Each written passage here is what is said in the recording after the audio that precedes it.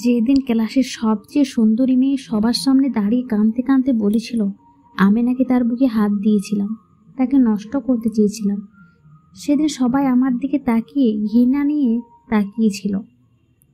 ক্লাসের প্রায় ৮০ জন ছাত্রছাত্রী সবাই আমাকে খারাপ ভেবেছিল।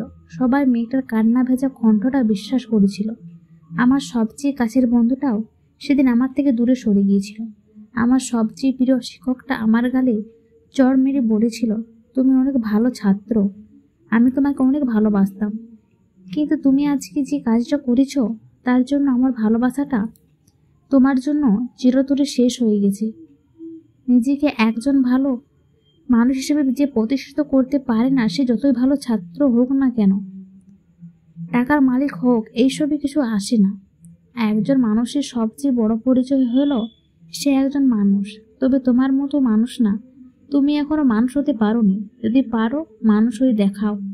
সেদিন আমি ক্লাসের কারোর দিকে চোখ তুলে তাকাতে পারিনি। কোনো অপরাধ না করেও নিজেকে অনেক অপরাধী মনে হয়েছিল। আমার দুঃখটা সেদিন কারোর সাথে শেয়ার করতে পারিনি। ক্লাসে যতটুকু সময় ছিলাম ততটুকু সময় আমি নিচের দিকে তাকিয়ে শুধু চোখের পানি ফেলেছিলাম। সেদিন আমি বুঝেছিলাম চোখের পানিরও দাম কম আর বেশি হয়, কারণ মেয়েটার চোখের পানি দেখে সবাই অনেক ইমোশনাল হয়ে গিয়েছিল। আমি মেয়েটার সাথে এসব করছি কি না সেটা না জেনে সবাই মেয়েটার জলভরা চোখ দেখে তার কথা বিশ্বাস করেছিল। কিন্তু আমার চোখের পানিটা কাউকে আবেগী করতে পারেনি। আমার মতো আমারই চোখের পানিটার দামও কম। ক্লাস থেকে চলে আসার সময় ওই মেয়েটার সাথে আমি কথা বলি, যে মেয়েটা সবার সামনে আমাকে এভাবে খারাপ একটা ছেলে হিসেবে পরিচয় করে দিয়েছে। তার কাছে গিয়ে তাকে কিছু কথা বলি, তুমি এমনটা না করলেও পারতে। তুমি হয়তো ভেবেছিলে এমনটা করার পর আমি তোমার সম্পর্কে কোনো কিছু বলবো, কেউ বিশ্বাস করবে না।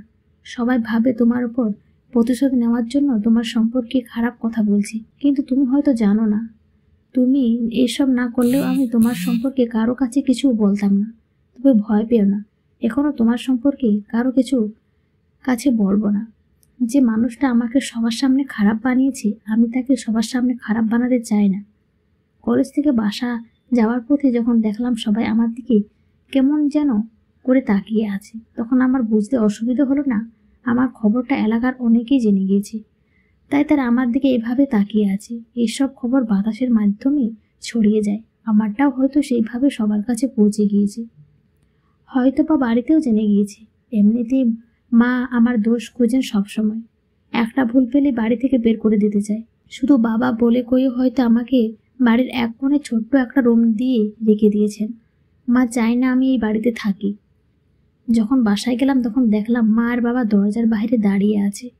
তাদের দেখে বুঝতে পারলাম কলেজের ঘটনাটা তারা জেনে গিয়েছে। তখন আর দেরি না করে আমি বাবাকে বললাম, আমি কিছু করিনি বাবা, বিশ্বাস করেন, আমার মৃত মায়ের কসম বাবা, আমি কিছু করিনি। তুই যদি কিছু নাই করবি তাহলে মেয়েরা তোর সম্পর্কে এইসবই বলবে কেন? তোর ক্লাসে তো আরও অনেক সুন্দর সুন্দর ছেলে আছে, তাদের সম্পর্কে তো এরকম বললো না, তোর সম্পর্কে কেন বললো? তুই এইসব করেছিস বলে সে সবার সামনে এইসব বলেছে। একটা মেয়ে কখনো নিজের মান সম্মান নিয়ে এরকম মিথ্যা বলবে না। মিথ্যা তো তুই বলছিস এখন আমাদের সাথে। আমার সৎমা যখন কথাগুলো বলল তখন আমি চুপ করে দাঁড়িয়েছিলাম, কি বলবো কিছু বুঝতে পারছিলাম না। তবে এটা বুঝতে পেরেছিলাম, যাই বলি না কেন আমার কথা কেউ এখন বিশ্বাস করবে না। হঠাৎ করে মা বাবাকে যে কথাগুলো বলল, সে কথাগুলো শোনার জন্য আমি মোটেও প্রস্তুত ছিলাম না। তুমি তোমার ছেলেকে বাড়ি রাখলে আমি এই বাড়িতে থাকবো না। আমি কোনো ধর্ষককে এই বাড়িতে রাখতে চাই না। আমার একটা মেয়ে আছে, আমি আছি, আমরা তো ওর আপন কেউ না। আমি তো ওর আপন মা না, হাবিবাও তো ওর আপন বোন না। সুযোগ পেলে কি না করে বসবে কে জানে। তুমি ওকে বাড়ি থেকে বের করে দাও। মা যখন বাবাকে কথাগুলো বলল তখন আমার চোখ দিয়ে অনাবর্ত পানি পড়ছে। আমি ভাবতাম সৎ মা হলেও একদিন আমাকে ঠিকই নিজের মায়ের মতো আদর করবে। আমি সবসময় আমার সৎ মায়ের মন জয় করার চেষ্টা করেছি, কিন্তু আমি ব্যর্থ হয়েছি। তবে কোনোদিন ভাবিনি আমার সম্পর্কে এত খারাপ ধারণা জন্ম নেবে তার মনে। নিজেকে পৃথিবীর সবচাইতে অপবিত্র মানুষ মনে হচ্ছে। লজ্জায় অপমানে সেদিন আমি তাদের সামনে দাঁড়িয়ে থাকতে পারিনি। এই বাড়ি ছাড়া কোথায় যাব আমি সেটা না জানা সত্ত্বেও আমি সেখান থেকে কাঁদতে কাঁদতে চলে আসি।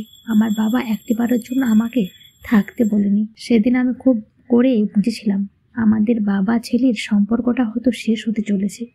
এটাও বুঝতে পেরেছিলাম এই বাড়িতে হয়তো আর কোনোদিনও আমার জায়গা হবে না।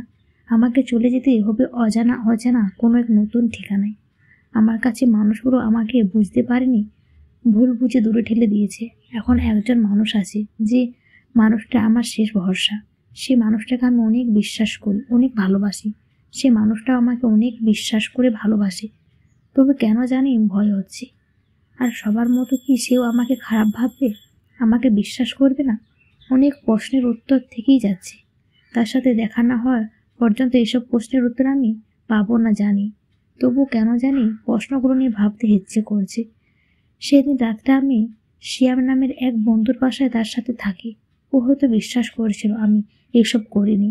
আমি হয়তো খারাপ মানুষ না, যে একটা সুন্দরী মেয়ের দুর্বলতার সুযোগ নিয়ে তার বুকে হাত দেব, কিংবা কে জানে, হয়তো আবার বিশ্বাসও করেছিল। ভদ্রতার খাতিরে বলতে পারিনি, কারণ কিছু কিছু কথা থাকে সেগুলো অনেক সময় মান সম্মান কিংবা ভদ্রতার খাতিরে বলা যায় না।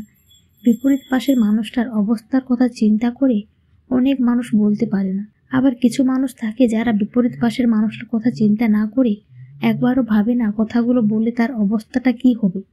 সেদিন শ্যামের ওইখান থেকে আমি আদিবার সাথে ফোনে কথা বলি। তাকে বিকেল 3টার সময় আমার সাথে দেখা করতে বলি। সেও ঠিক সময়ে ঠিক জায়গায় চলে আসবে, ফোন রেখে দেয়। আমিও ঘুমানোর ব্যর্থার চেষ্টা করি, বিছানায় গা এলিয়ে দিই। তবে সেদিন রাতটা আমার নিঘুম কাটে। সেদিন ছিল শুক্রবার। শ্যামের সাথে জুয়াম নামাজটা পড়ে ওর বাসা দুপুরের খেয়ে ওর কাছ থেকে বিদায় নিয়ে চলে আসে। আমি তোর প্রতি অনেক কৃতজ্ঞ, একটা রাত আমাকে থাকতে দিয়ে অনেক উপকার করলি। এই কথাগুলো বলে আমি শ্যামের ওখান থেকে আদিবার সাথে দেখা করার জন্য চলে যাই। আদিবার সাথে দেখা করতে গিয়ে যা দেখলাম সেটা নিজের চোখকেও বিশ্বাস করাতে পারলাম না। কারণ আদিবা আজ একা আসেনি, তার সাথে একটা মেয়ে নিয়ে এসেছে। তার সাথে যে মেয়েটা এখন দাঁড়িয়ে আছে, সেই মেয়েটা ক্লাসের সবার সামনে আমাকে খারাপ অপমান করেছিল, খারাপ বানিয়েছিল। আমি বুঝতে পারলাম না আদিবার সাথে মেয়েটার কি সম্পর্ক।